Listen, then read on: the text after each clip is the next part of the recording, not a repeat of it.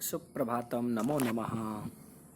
अद्य अहं पाठयामि कर्मकारकं द्वितीया विभक्ति द्वितीयपाठः। सर्वप्रथमं पश्यतु कर्मकारकम्। अत्र परिभाषा कर्मकारकं कर्तुरीप्सितमं कर्म। कर्तु इप्सितमं कर्म कर्ता स्वक्रियाया यम अर्थम अतिशयेन प्राप्तुम् इच्छति तत्कर्म भवति। यथा बालकः विद्यालयं गच्छति। यथा बालकः विद्यालयं गच्छति। अत्र वाक्ये बालकः कर्ता भवति। अत्र वाक्ये बालकः किं भवति? बालकः कर्ता भवति। गमनक्रियया विद्यालयः तस्य इप्सितमं वर्तते। अतः विद्यालय इति कर्मकारकं वर्तते। अत्र विद्यालय इति कर्मकारकं वर्तते। कर्मणि द्वितीया विभक्ति। कर्मणि द्वितीया विभक्ति कर्मवाच्ये। मुख्य च प्रथमा विभक्ति भवति कर्ताकारक। यथा बालकः विद्यालयं गच्छति। यथा बालकः विद्यालयं गच्छति।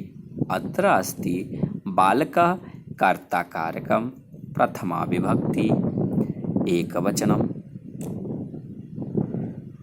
विद्यालयम् अस्ति कर्मकारकं। विद्यालयम् अस्ति कर्मकारकं द्वितीया विभक्ति एकवचनं। गच्छति क्रिया अस्ति। गच्छति एकवचनं। राघवः पत्रं पठति। राघवः पत्रं पठति। यहाँ पर आप लोग बोलेंगे, आप सभी बच्चे बोलेंगे क्या होगा, कर्ता कौन है, कर्म कौन है और क्रिया कौन है। थोड़ा सोचिए फिर बोलिए। ठीक है। राघव है कर्ता, कर्म है पत्रम, पठति है क्रिया। अब देखेंगे कर्म कारकम, जिस पर क्रिया काम का फल, क्रिया यानी कर्म का फल पड़ता है, उसे कर्म कहते हैं। कर्म कारक में द्वितीया विभक्ति लगती है। कर्म कारक में कौन सी विभक्ति लगती है? द्वितीया विभक्ति। सामान्यतः द्वितीया विभक्ति का चिन्ह को है। इसे लगाने के कर्म कारक का रूप बनता है। इसे लगाने से क्या बनता है? कर्म कारक के रूप बनता है।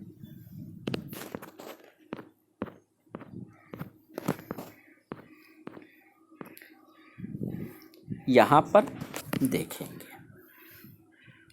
अत्र सर्वे छात्राः पश्यन्तु। एषः अस्ति, सः, एषः। सः अर्थात वह, एषः अर्थात यह। एषः छात्रः अस्ति।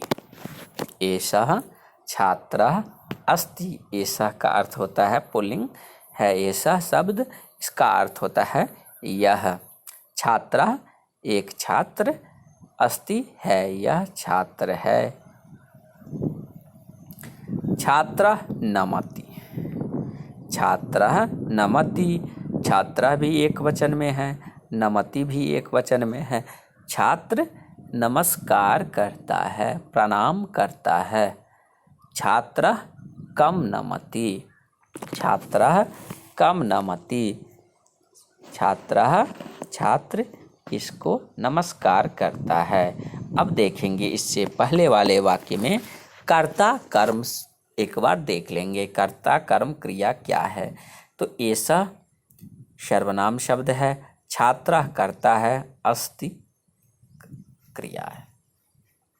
फिर देखेंगे अस्ति यहाँ पर है। छात्र नमति, छात्र करता है, नमस्कार करता है, तो वो क्रिया है।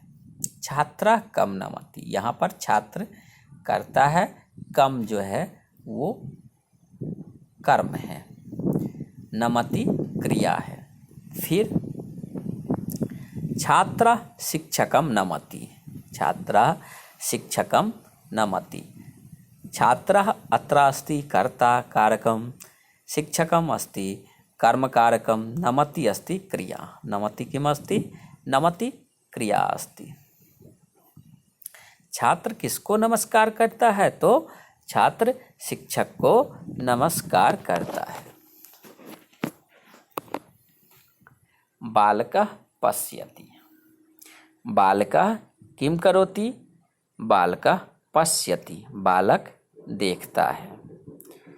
तो बालक यहाँ पर है और देखना है, तो बालक हुआ कर्ता, बालक देखता है।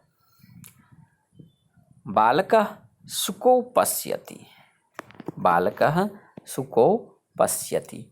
बालकः अत्र अस्ति एकवचनम, शुकौ द्विवचनम अस्ति, तो बालक दो तोता को देखता है।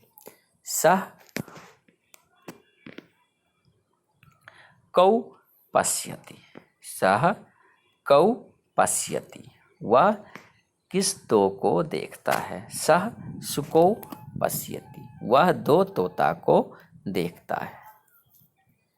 मालाकारः उद्यानं गच्छति, मालाकारः कुत्र गच्छति, मालाकारः उद्यानं गच्छति, मालाकार बगीचा जाता है। सः वह कहाँ जाता है, सः कुत्र गच्छति, सः मालाकारः उद्यानं गच्छति। सः पादपान् आरोपयति, वह पौधे लगाते हैं। सः कान् आरोपयति, वह क्या रोपता है। सः पादपान् आरोपयति, वह पौधे को लगाते हैं। छात्रः नमति, छात्रः नमति, छात्रः नमति। सः अध्यापिकां, छात्र नमति, सः अध्यापिकां नमति। इससे पहले आप लोग पुल्लिंग में पढ़ते थे, जैसे कि उद्यानम नपुंसक लिंग था, मालाकारः पुल्लिंग था, इस प्रकार से पढ़ें स्त्रीलिंग और पुल्लिंग। अब देखेंगे स्त्रीलिंग शब्द। स्त्रीलिंग शब्द में अध्यापिका, अध्यापिके, अध्यापिका, अध्यापिकाम, अध्यापिके, अध्यापिका, इस तरह से रूप चलता है। प्रथमा विभक्ति में अध्यापिका, अध्यापिके, अध्यापिका। द्वितीया विभक्ति एकवचनम अध्यापिकाम, अध्यापिके, अध्यापिका, एतादृश इस प्रकार चलता है। छात्र नमति, छात्र नमस्कार करता है। सह वह अध्यापिकाम, अध्यापिका को नमति नमस्कार करता है। छात्र नमति, छात्र नमस्कार करता है। सह अध्यापिके नमति, छात्र एक वचनम अस्ति, अत्र नमति एव एक वचनम अस्ति, सह एव एक वचनम अस्ति, अध्यापिके परंच द्विवचनम अस्ति। अध्यापिका, अध्यापिका, अध्यापिके, अध्यापिका, अध्यापिकाम, अध्यापिके। तो यहाँ पे द्विवचन है कर्म कारक में, द्वितीया विभक्ति में।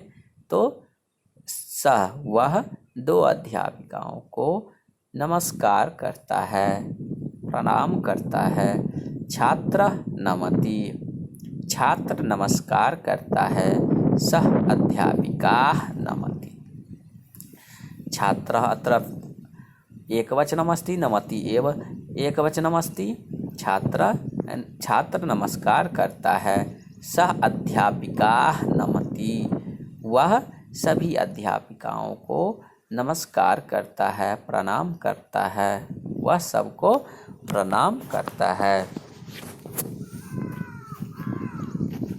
बालिका फलम खादती, बालिका फल खाती है। बालिके फले खादता, दो बालिका दो फल खाती है।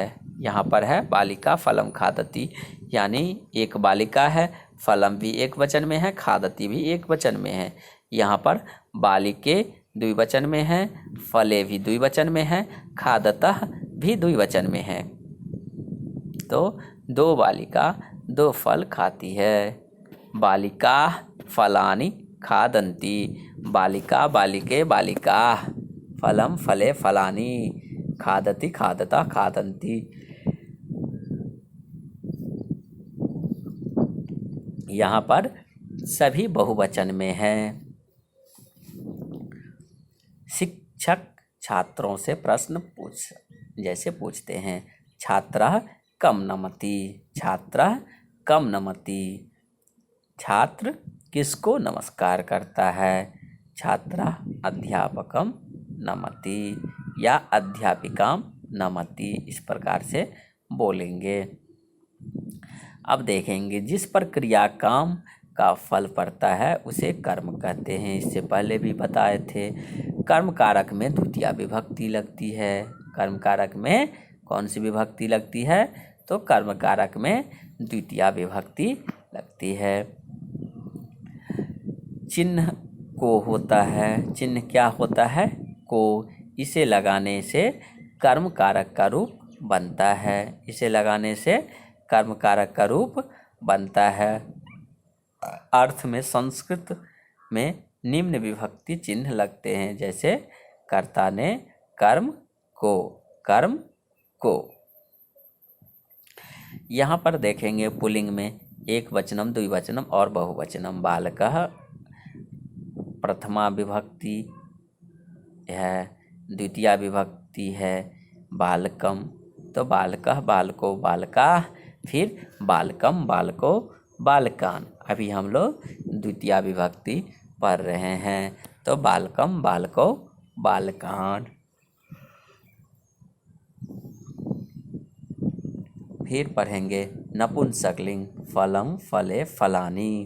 क्या पढ़ेंगे? फलम फले फलानी। जलम जले जलानी, जलम जले जलानी। फिर सर्वनाम एतत् प्रथम पुरुष, एतत् एते एतानि वह के लिए, एतत् एते एतानि वह के लिए, इसको के लिए एतम एतो एतान, इसको इन दो को इन सब को। फिर पुल्लिंग में है। फिर स्त्रीलिंग में एताम एते एता, इसको इन दो को इन सब को। फिर एतत् एते एतानी।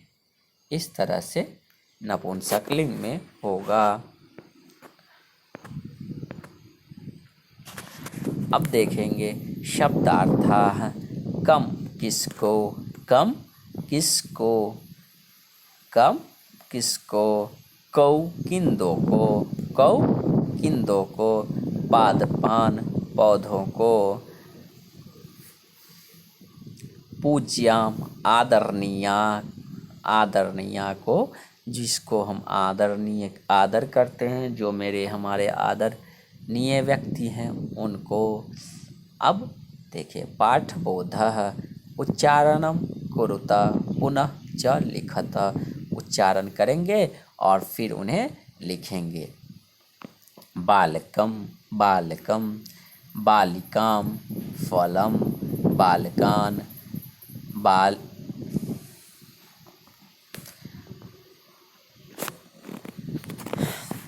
बालिका, बालकम बालिकाम फलम, बालकान बालिका। शिक्षकम शुकौ पादपान पत्राणि बालिके। चित्राणि दृष्ट्वा वाक्यम पूरयत, चित्र देखकर वाक्य पूरे कीजिए। बालिका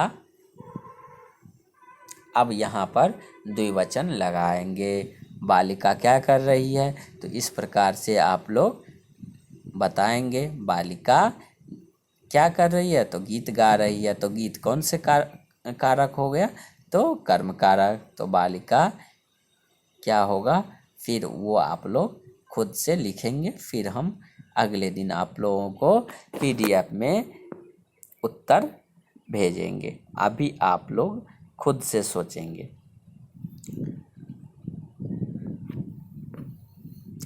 जैसा कि यह परिभाषा इससे पहले हम लोग पढ़े थे, फिर ये अर्थ पढ़े थे।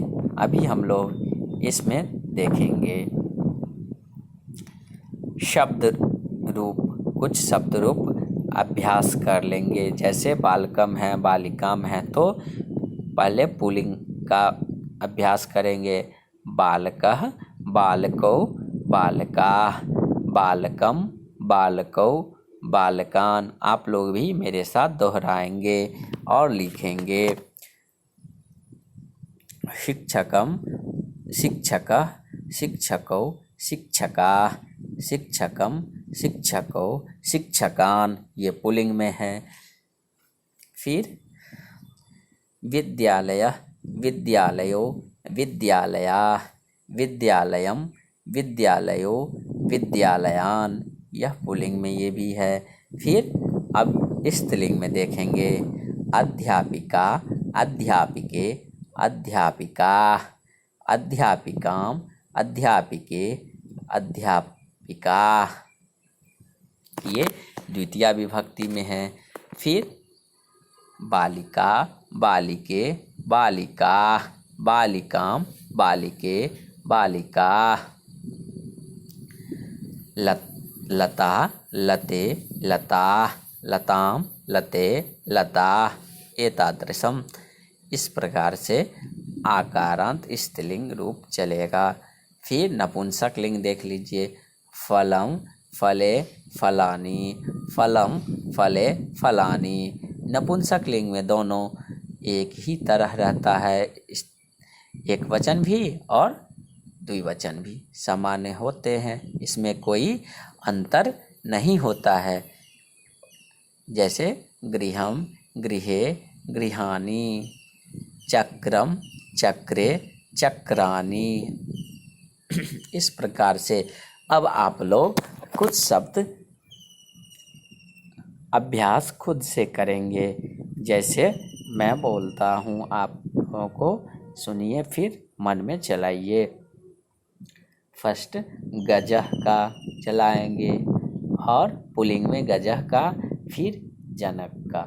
जनक का अर्थ होता है जनका पापा। ये हो गया पुल्लिंग में। फिर स्त्रीलिंग में देखेंगे। स्त्रीलिंग में आप लोग चलाएंगे रमा, गायिका, गायिका अर्थात जो गीत गाती है। फिर रजकः का पुल्लिंग में चलाएंगे। रजकः का अर्थ होता है क्या, तो धोबी, जो वस्त्र धोते हैं, कपड़ा धोते हैं, कपड़े धोते हैं, वो होते हैं धोबी। फिर लिखेंगे मालाकारः का पुल्लिंग में।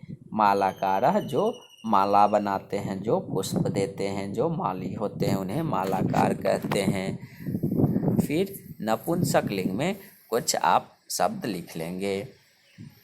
जैसे कि फलम,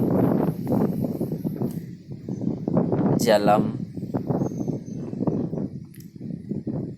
फिर नेत्रम, पत्रम। इस प्रकार से कुछ शब्द आप लोग अभ्यास करेंगे खुद से और ये परिभाषा याद कर लेंगे, शब्द रूप याद कर लेंगे, प्रथमा विभक्ति, द्वितीया विभक्ति, और यहाँ तक आप लोग उत्तर सोच करके लिखेंगे। और कल अगले दिन जब हम फिर बताएंगे तो फिर मिला करके जो सही होगा उसमें सही का टिक, नहीं जो जिसमें त्रुटि होगा वो सही कर लेंगे। तो धन्यवाद।